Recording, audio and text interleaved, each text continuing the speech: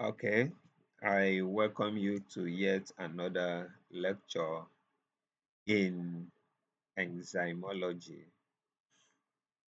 still BCH 301. Now, we are going to be looking at a new topic, and that is isozymes. Isozymes.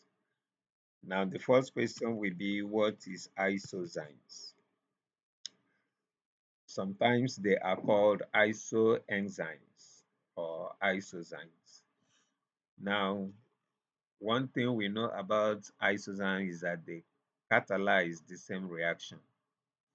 Okay, they differ in their amino acid sequence and in their physical properties.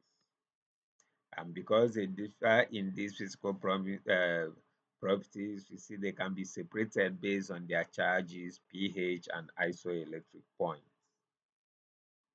Now, these isozymes or isoenzymes are tissue specific.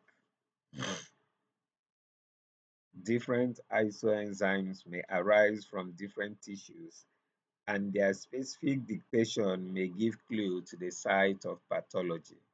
Now, when we say that they are tissue specific, is that we might have the same enzyme in the brain, in the liver, or in the kidney. Now, when we begin to see these enzymes in locations where they are not supposed to be, like in the serum, then it means that maybe the liver, where they are supposed to reside, is having a problem. So, let's look at some isoenzymes, especially something like the lactate dehydrogenase, which is an enzyme popularly written as LDH. Now, this enzyme catalyzes the conversion of pyruvate to lactate or pyruvate to lactic acid in an anaerobic condition. Now, elevation of this lactate dehydrogenase is used to determine whether there are problems in the heart, in something like the myocardial infarction or blood disorder. Now, this enzyme is a tetrameric protein, and it is made up of two different subunits. There is a subunit we call the H, which is the type that is mainly found in the heart, and there is another subunit which is called M, which is the type that is found in the skeletal muscle. Okay, and because they are tetrameric and contains two subunits, their combination makes them to have about 5 different isoenzymes with different combinations of their H and HM. Now we are going to look at these combinations. Okay, so the HD, the LDH is a diagnostic tool for determining myocardial infarction because this enzyme exists in five closely related but slightly different form or isozymes. So we have the LDH1, which is basically found in the heart and in the blood cells. The the LDH2, which is found in the same heart and red blood cell. We have the LDH3, which is found in a variety of organs. The same with the LDH4, and then we have the LDH5. So when there is a problem, the myocardial infarct, we begin to see a rise in LDH within 24 to 48 hours. Now let's look at these 5 isoenzymes that we have mentioned that are from 1 to 5. Now the combination or the composition of one, the LDH1, has only the H forms, 4 of them. Okay, and we say this form you find it elevated when there is myocardial infarction, that is heart problems. Now, but they are naturally present in myocardium, that's the heart, and the red blood cells. The same with the LDH2, which comprises of the three of the H form and then one of the M form. Okay, it is still found in the myocardium and in the blood cell. Now you have the LDH3, which you now have the forms 2, that's 2H and 2M. This one is found in the skeletal muscle and also in the kidney. So also the LDH4, in which you have just one H and then the other three um, units is made up of the M forms. We find it in the kidney and also in the skeletal muscles. Now the LDH5, which is basically four subunits of the M form. It's found in the skeletal muscles and you equally find it in the liver.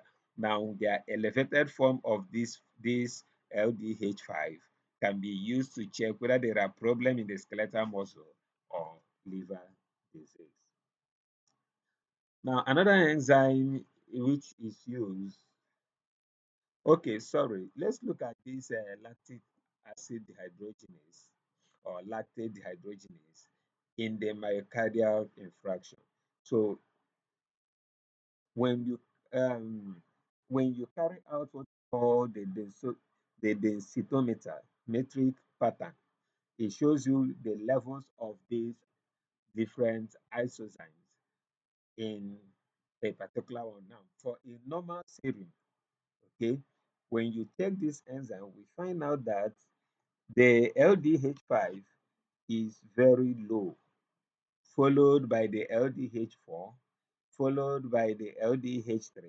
The highest in a normal serum, that's for person that is not suffering anything. The one that is highest is normally the LDH2, followed by the LDH1. Now, but if there is myocardial infarction, okay, we will have an elevated, you have an elevated HD, sorry, you have the elevated value of HD, uh, LDH1. Okay, you see this is very high, and then the second isoform drops. Now, if you begin to see very high level of uh, of um, very high level of the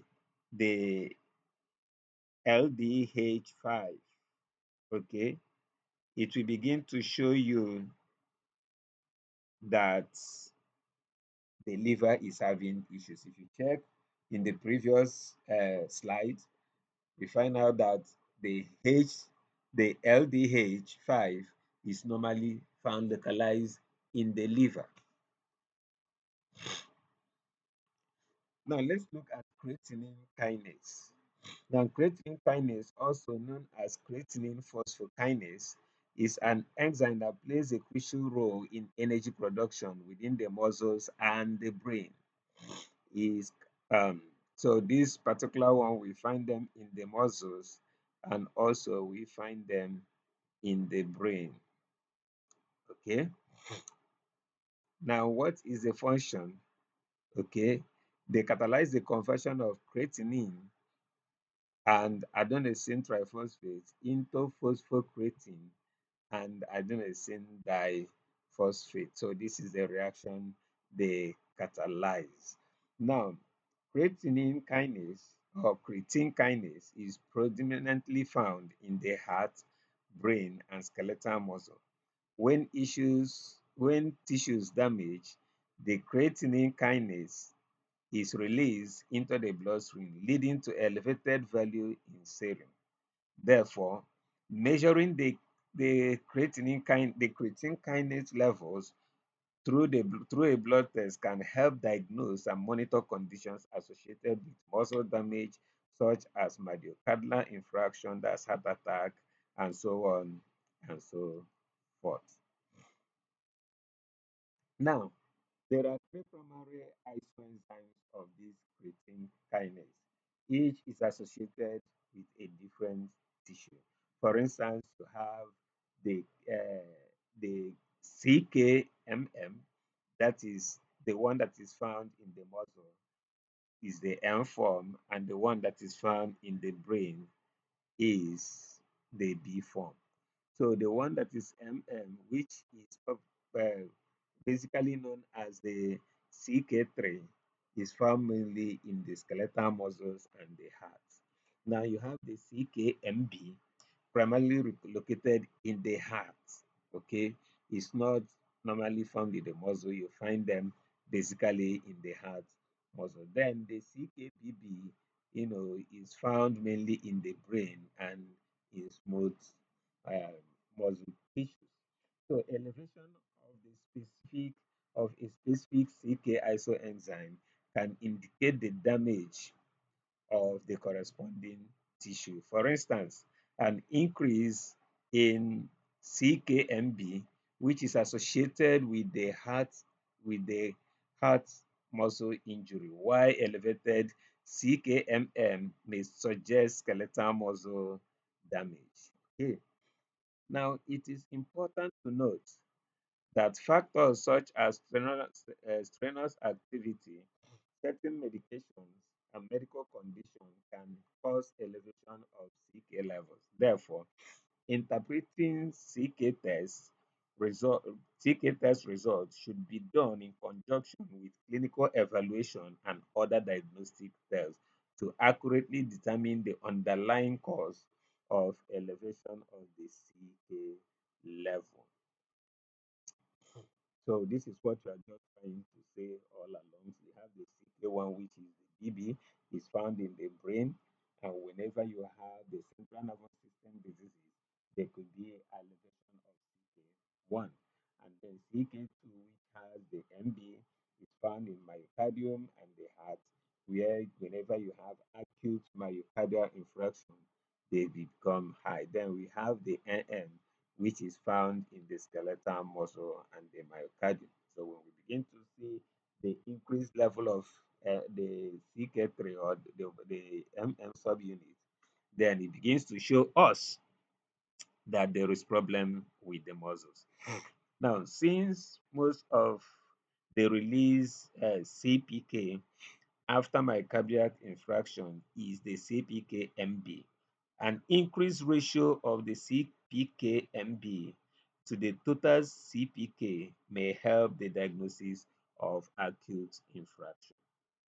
So the CKP-MB level rises 3 to 6 hours after the myocardial infarction. Now let's look at serum enzymes and diseases. Serum enzymes and diseases. There are some enzymes that we always see in the serum, something like AST, that is acetate amino transferase, or you call it the serum um, glutamate oxaloacetate transaminase. This enzyme is found basically in the heart and the liver. Okay. The alanine aminotransferase is also found basically in the heart and the liver.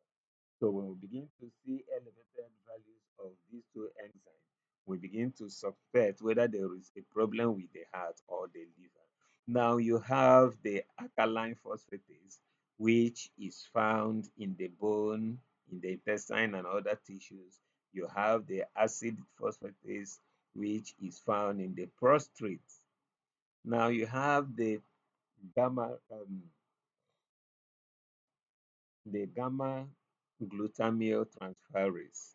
It is basically found in the liver. You have the creatine kinase, which we have talked about, and we have the dehydrogenase, the lactate dehydrogenase. We equally have the amylase, which is found in the pancreas. That's alpha amylase, which is found in the pancreas. Now, in this enzyme, the ALT and the AST, they are all aminotransferases. Okay. They are all amino transferases because they transfer um, amino groups within the oxaloglutarate uh, and the amino acid. Now, the alanine aminotransferase and the aspartate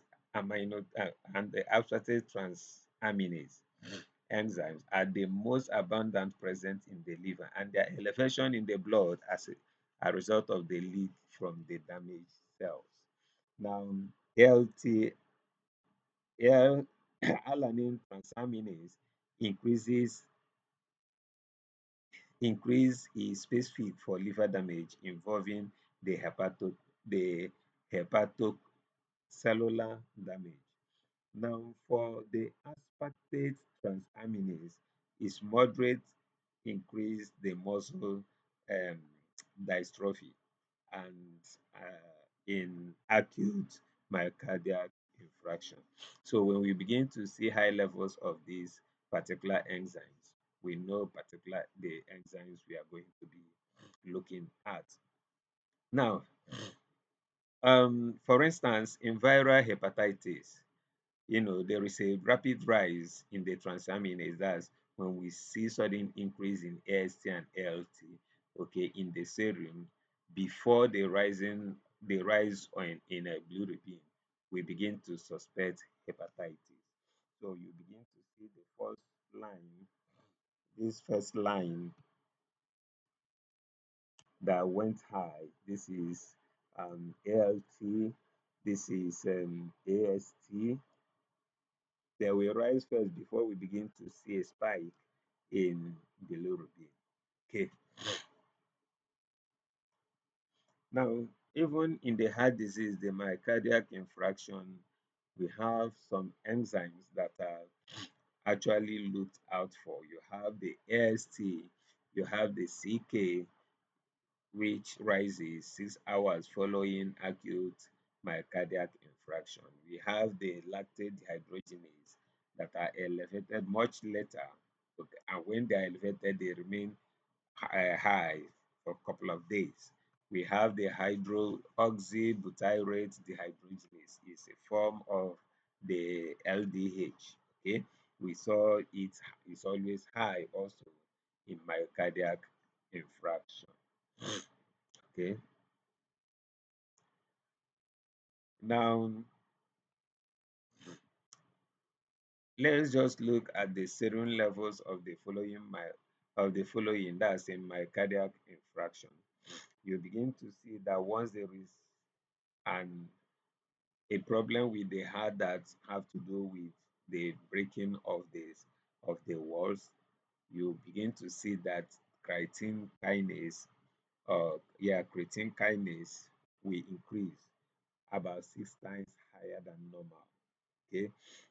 Now, also something like lactate dehydrogenase and alpha hydroxyl butyrate dehydrogenase, both of them also increases with time. It increases with time. Now, the enzymes, in summary, we say that enzymes, excuse me, yeah, in summary, we say that enzymes are biological catalysts present in every cell in the body. Now, enzymes will act on specific substrates to yield products. An isoenzyme is a genetic variant produced largely within a specific tissue. Now, isoenzyme patterns can give information about organ-specific diseases. Important enzyme in the investigation of heart disease, you have the creatine kinase, you have the lactic acid dehydrogenase, and you have the aspartate aminotransferase. Now, for liver damage, the important enzymes is normally the the alanine transferase and also the aspartate amino transferases. Now, creatine kinase has three isozymes that we have seen, the MM, the MB, and the DB, while the lactate dehydrogenase has five isozymes. Now, the alkaline phosphatase can be used in the investigation of liver and bone diseases, but increase in the levels of acid phosphatase can be found in prostate cancer. Now, Let's look at zymogens. Now, zymogens, also known as proenzymes, are inactive precursors of enzymes that require specific biochemical changes to become active. So they are basically inactive enzymes. Okay, zymogens are inactive enzymes. We can call them proenzymes. Now, so they need to be activated. They need some biochemical changes to become active, otherwise they will remain inactive. Now, this transformation basically involves the hydrolysis reaction that exposes the active site of the zymogen, or a conformational sieve that reveals the necessary structures to engage the substrate. The activation process often occurs within the cellular structures like the lysosomes, where particular segments of the precursor enzyme are cleaved by specific proteases, giving it, but thereby activating it. Now, for instance, the zymogen uh, pepsinogen is converted into the active site by pepsin through the cleaving of the peptide bond in the acidic environment, or in the of the stomach, sorry, highlighting the importance of precise biochemical mechanism for the activation. So examples of zymogens, we have the proinsulin, which is the inactive form of insulin. We have the fibrinogen, is the inactive form of fibrins. We have the trypsinogen, which is the inactive form of trypsin. We equally have the chymotrypsinogen, which is the inactive form of chymotrypsin. We have the pepsinogen, which is the inactive form of pepsin. We have the proelastase, which is the inactive form of elastase. We have the prolipids, which are the inactive form of lipids. And also we have the procarboxy polypeptidase, which is the inactive form of the carboxy peptidase. Now, let's now dive into the activation. Look, using the insulin, for instance. Now, insulin has three things, okay? But in the activation of these three chains, the pre-proinsulin is first of all processed, and the process will remove what we call the signal sequence. The signal sequence is some few amino acid sequences from the N terminal of the insulin. So when the signal sequence is removed, there will be conformational change in which there are salt bridges that are formed. And then after the formation of the salt bridges, then there will be a cleaving of the C chain. Okay, I forgot to mention that for insulin there are three chains. We have the A chain, we have the B chain, and we have the C chain.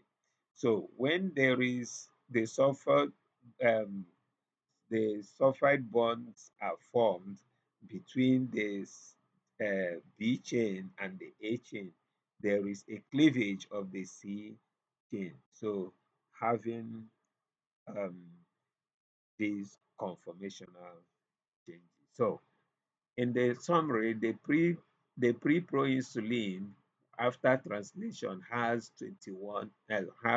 110 amino acid chain. Now, removal of the signal polypeptide produces proinsulin. Once you remove that, what you have is proinsulin. Now, the formation of the disulfide bonds between the alpha and the beta chain components and the removal of the intervening C chain produces a biological active insulin molecule comprising 51 amino acids. So 51 sequence is lost and we are retaining 51. Now, another method another protein in which we can study is the chymotrypsin. Chymotrypsin is is the precursor of trypsin. So now the chymotrypsinogen is first of all synthesized, but this chymotrypsin is inactive. Okay, it's an inactive zymogen. The precursor, and it is a precursor of the chymotrypsin.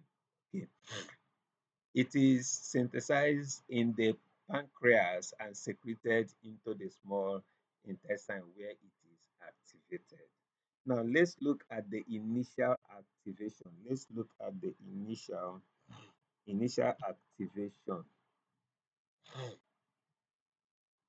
Now the initial activation begins with pepsin and other proteolytic enzymes secreted as the zymogen trypsinogen is activated in small intestine. The trypsin cleaves specific peptide bonds between arginine 15 and arginine 16 in the chymotrypsinogen, producing a pi-chymotrypsin, an active but an intermediate form. So um, the chymotrypsinogen, which is the inactive form, has about 245 amino acids. So in the first um, reaction or the initial activation, trypsin itself will break the protein at at arginine, which is in the position 15, and isoleucine, which is in the position 16. Okay, and what is left, we call it um, pi-chymotrypsin or active but inactive form. Then after that, there is an autocleavage. In this autocleavage, the chymotrypsin undergoes further processing through autolysis, that is self-digestion, to remove the cleavage, to involve the cleavage of two additional peptide bonds, that is between isoleucine 13 and serine 14. Okay, now and another one will occur between tyrosine 146 and asparagine 148. This produces a mature and full active form of the enzyme alpha chymotrypsin. Alpha chymotrypsin. So now look at what we are talking about. Now after they have cleave the 14, 15, okay, and then they these proteins are there. We just so when there's cleavage as arginine for 15 by trypsin, you have the pi chymotrypsin, which is active. Okay. After that, there is self digestion at the leucine 13. Look at here, you have the leucine 13. Okay. The the trypsin, the tyrosine 146, which is somewhere here, and the adenine 148 by this same chymotrypsin. Is the chymotrypsin that is digesting itself. So when you look at it, you find out that there is a release of serine 14 and arginine 15, and also there is a release of threonine 147 and asparagine um, 148. So We can look at them and see some parts that have been cut off, and the other salt bridges that are formed helps to put the protein in its normal conformation. So in summary of this prolytic step is that chymotrypsin is converted to chymo, chymotrypsinogen is converted to chymotrypsin, which is activated by the trypsin. And then the trypsin, the pytrypsin will also be converted to the full chymotrypsin through autolysis. Okay. Um, let's quickly look at enzymes. Enzymes. Now, enzymes are antibodies and are unique protein that possesses remarkable capabilities in catalyzing specific biochemical reactions with a high degree of specificity and efficiency. Remember, enzymes, first of all, they are antibodies, but these antibodies catalyze reaction. And that is why, because they catalyze reaction, we look at them as enzymes. Meanwhile, they are antibodies. So they call them their name, enzymes, antibody enzymes. Now, these antibodies, which the immune system can naturally produce in response to antigens, have also been seen to synthesize and engineered through advanced biotechnological methods in the lab. That is in the lab setting, allowing for tailored application. So we can modify them to do exactly what we want them to do. Now, the ability to facilitate complex enzymatic reaction makes them indispensable tool in drug development processes, where they can enhance the efficacy and the selectivity of therapeutic agents in diagnostic procedure for precise disease identification and in various aspects of biotechnology, such as bioengineering, synthetic biology, where they contribute to the development of the novel bio catalyst. So the message here is that enzymes are antibodies, and these antibodies has catalytic activities. Okay, now what exactly is ribozymes? Now, ribozymes, their structure and functions, functional overview. Okay. Now, ribozymes are catalytic RNA molecules. They play crucial role in biological processing such as RNA splicing, genetic gene expression regulation, and protein synthesis. Now, in the case of ribozymes, they are RNA molecules. Okay, they are RNA molecule, but they possess catalytic activities that are involved in RNA splicing, gene expression and regulation, and then protein synthesis. Now, we say they have unique three-dimensional structures, enabling them to catalyze specific biochemical reactions similar to protein enzymes. So that is why we say that all enzymes are proteins, but not all proteins are enzymes. Now, but there are some enzymes that are not protein, but they are nucleic acid, they are RNA in nature. Now, the enzymes are called artificial enzymes. They are engineered molecules designed to mimic natural enzymes, thereby enhancing reaction rates and efficacy of biochemical processes. So when you say enzyme, you are saying it is artificial, okay? They are not natural. They are synthesized in the lab. Now, they play significant role in modern application, which include drug development, industrial synthesis, and environmental remediation by catalyzing reaction that would otherwise be too slow and requires harsh conditions. Okay. Now, what are the difference between these three um, natures of enzyme we talked about? That is enzyme, ribozymes, and enzymes. Now let's look at the nature of these enzymes. Now, enzymes, they are protein-based catalytic antibodies. They are proteins, but they are also antibodies, and they catalyze reaction.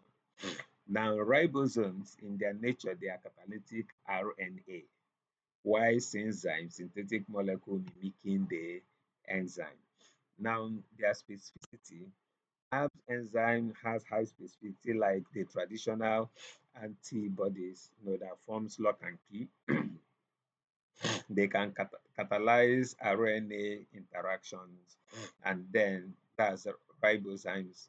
Then the enzymes are tailored. They are made to perform a specific function. So, what are the roles of enzymes? The roles of enzymes is that one, they are potentials in therapeutic and diagnostic properties. Now, the ribozymes, they are biological processor. They biologically process the gene regulation, while enzyme can be used in industry and therapeutic application.